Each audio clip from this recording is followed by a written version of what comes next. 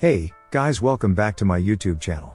Today I'm going to discuss this Euro USD trade. First, I saw the old relative equal highs. As we all know that above relative equal highs, there is buy-side liquidity.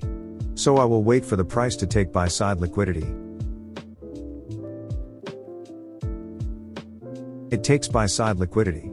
Now I will look for market structure shift, and now the market is given market structure shift, so I will mark MSS.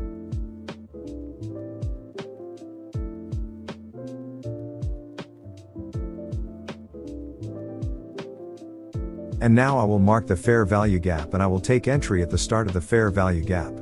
And my stop loss will be at a structural high. And now I will mark the sell side liquidity, which is old low. That will be my target.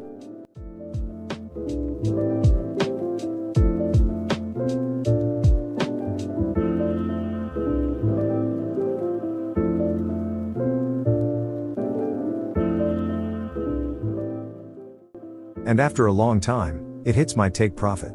So if you guys like this video, drop a like, share it with your friends, and follow for more content like this. And check the links in the bio to take your trading to the next level.